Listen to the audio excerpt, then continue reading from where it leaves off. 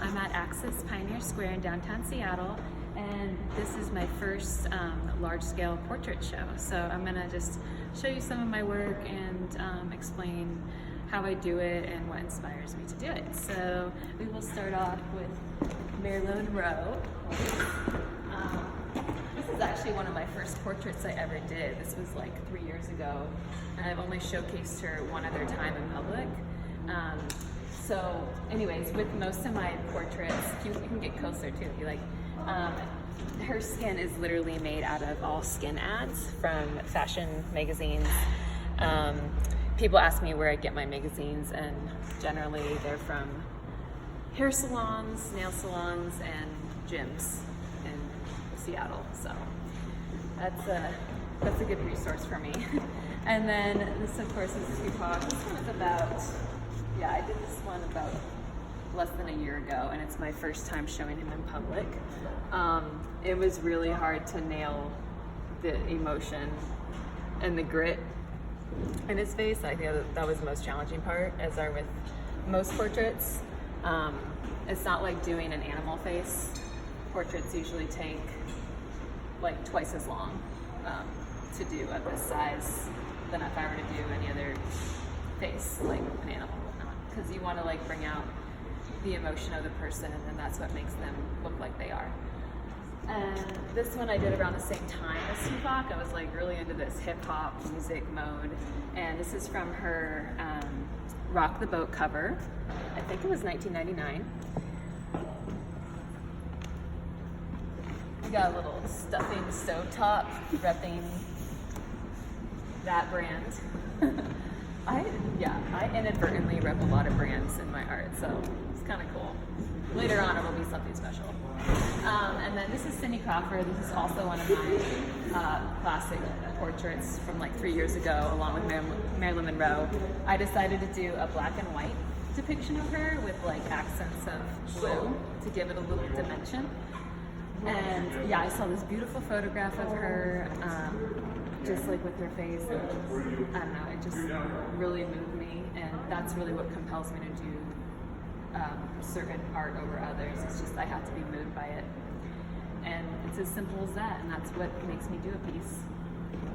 And then this one, of course, is notorious B.I.G. Chris Wallace. And the funny story behind this is I actually told my mom I got an offer for this picture. I didn't end up selling it, but someone offered it to me, and I called my mom, and I was like, oh my gosh, someone offered me some money for my Chris Wallace portrait. And she's like, Chris Wallace, the Fox News reporter? And I was like, no, the rapper. So yeah, it's a fairly common name. But yeah, that's like lost in baby boomer translation. But there's so many like cool little sayings in here. I try to not make it too obvious because I don't want to take away from the portrait, but I do like insert little things in here that do have a lot of meaning, and then some don't have any meaning at all, because I do want to balance it out. I don't want to take away from the portrait itself. So there's a lot of meaningless stuff in here, and things written backwards. I do that intentionally to not throw people off, but things are also intentionally put in there to, bring people back into it. So.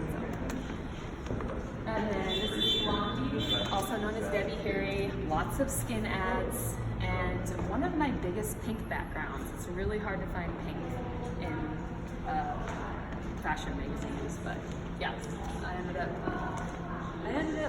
finishing it okay. And I have a couple Audrey Hepburns. I haven't seen a lot of her movies, but I love her style and just the nostalgia she brings so many girls these days. So, and then I have one over here. My favorite movie, everyone knows this, everyone that I know, and it's What About Bob? Best movie ever if you haven't seen it. This is an older depiction of him, an older photograph, so more up to date. But it's really hard, like, doing someone who's winking and making them look like the person. I was afraid I wasn't going to be able to pull off this portrait, but after several hours, you know, working on it, and I had to like tweak a lot of stuff too. You have to like do plastic surgery almost on your work after, you know, you finish it. Like there's a lot of, I call it plastic surgery I do. And just overlay like bits and pieces to make it look exactly like the person. And that's what I did in this one. And you know, these take around 40 to 50 hours, so, and this was no exception. And then right over here, we have the famous Einstein. So for a lot of my portraits, I watch documentaries on the people, like, you know, for Audrey Hepburn, you know, Biggie, like I want to delve into their life and I want to know about them because that helps bring out the emotion of the piece. And I watched like 3 documentaries on him, and that's what just inspired me, and it also keeps me going with the project because these are very long projects. And there's some cool words in here like lost time, one machine, building, I'm theory, I'm still here. Just some really profound like phrases. You can make whatever you want of it. His mustache. So a lot of this work is like from Restoration Hardware magazine. So those are all chandeliers, like glass chandeliers coming down. Actually, this whole piece was made out of a Restoration Hardware magazine that I found when I was in the library, the laundry room of my apartment, and someone left a whole bunch of their Restoration Hardware magazines. And so I just grabbed them, and that's what I built this guy out of. So, not from a salon, not a fashion magazine, it was a Restoration Hardware magazine from my laundry room. And yeah, there's like $100 bill right in there.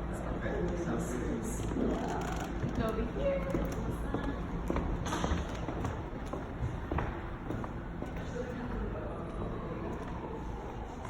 This one is called Focus, and I probably have the longest description here because I saw this photograph and it just really resonated with me. Like there's just a lot of metaphors you could pull from it, and I haven't done a lot of like Black people, and I just thought there's like different dimensions to them. There's so much color within like the Black skin, and that's what really compelled me to do this picture off of this photograph I saw. And basically I write here, this is a representation of the Stoic youth in our culture. You know, you gotta focus on the kids because they're our future.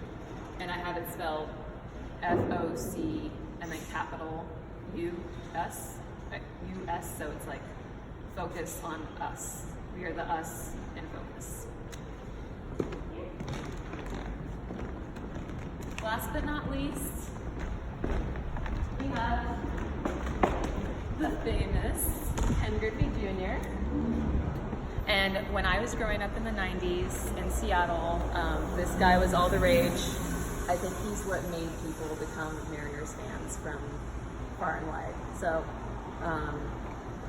I really enjoyed doing him. This is my second display of him in Seattle. And I hope to get into Mariners Stadium at some point.